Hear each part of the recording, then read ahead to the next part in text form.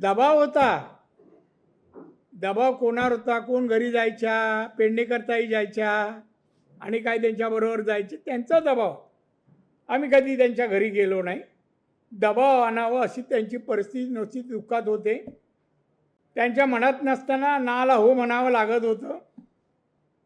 आणि त्यावेळेला त्यांना पोलीस यंत्रणा पण मदत करत नव्हती.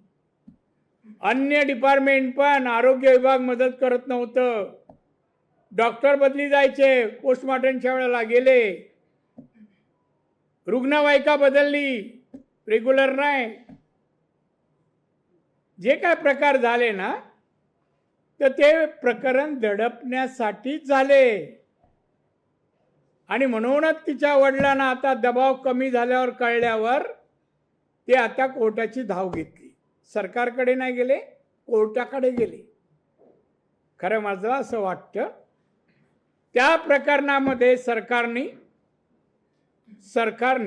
सुप्रीम कोर्टाचं एक रुलिंग आहे, जर एखाद्या महिलेवर अत्याचार झाले असतील, खून झाला असेल, तर त्वरित पोलिसांनी FR दाखल करून अरेस्ट करून चौकशी सुरू करावी. हा कायदा होता तेव्हाही. माझ्याकडे कॉपी आणली आहे मी. मग त्याप्रमाणे कारवाई का नाही केली पोलिसांनी? वाजे ताब्यात आहे हो. काढायचं बाहेर, 4 फटके दिले का सगळं सांगेल कसं झालं ते. वाजे तर या सगळ्याचा करता करू तर वाजे आहे. माझ्याकडे बघ ना बाबा, असं नको तिकडे बघू नको, म्हणणे अन्याय केल्यासारखं वाटतोय. तर तेव्हा हे सगळं त्यांच्या वडिलांवर, कुटुंबावर दडपण होतं. त्यांना कोणाची मदत नव्हती. आम्ही पण तिथपर्यंत पोचलो नाही. म्हणलं यंत्र ह्याच्यामध्ये हस्तक्षेप नको. याचं शेवटी पत्र इथे अमुकाचा राणे नाव दिसलं का असतं, मग ते जास्त हेडलाईन वगैरे येतं. त्यामुळे आम्ही जवळ गेलो. आणि त्यामुळे हे प्रकरण तेव्हाही अजूनही त्या दडपणाच्या बाहेर ते वडील आणि आई वगैरे आले नाहीत. आणि म्हणून मी आता या सरकारला सांगेन, आता कोर्ट जेल तो निर्णय देईल, पण आतापर्यंत जे एव्हिडन्स आले त्याच्या आधारे FR दाखल करा, अरेस्ट करा. काय भाषा बदलली होय. आता या 1 महिन्यामध्ये किती फेऱ्या झाल्या मुख्यमंत्र्यांकडे. आणि आता आम्ही नागपूरची कुठेही हे स्टेटमेंट कोणाचं समर्थन दिली नाही. आता आम्हाला द्यायची गरज नाही, मातोश्रीवरच. कळलं का तुम्हाला कोणाचं समर्थन आणि कसं करतात? हे घाबरू नये, घाबरू नये. तरी सुटणार नाही, तरी सुटणार नाही.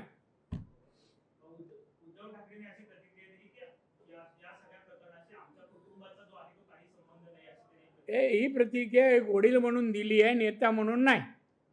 कधी कोण बाप सांगणार माझ्या मुलाचं या अशा कृत्यात संबंध आहे? एवढे घाणेरडं कृत्य आहे ना, कुठल्याही पुरुषाला शोभा देणार नाही.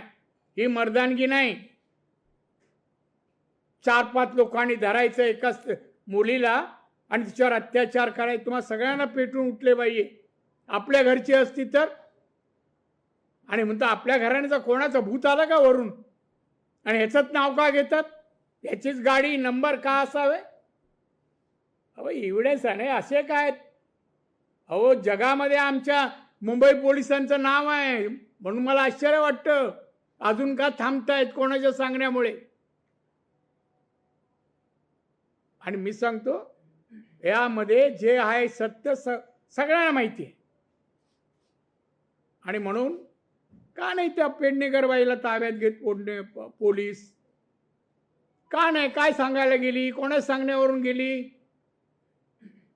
का दडपण आणत होती? असंच बोला, अमुकच बोला. तुम्ही केलंच नाही ना, तुम्ही नाही त्यातले. मग का दडपण आणायला जात होतं आई वडिलांवर? त्याचे नाव घेतलं ना तुम्ही, मी याला घ्यायचं नाही. त्याला जाऊन सांगावं का घेत होती दडपण द्यायला पाठवायची तुम्ही.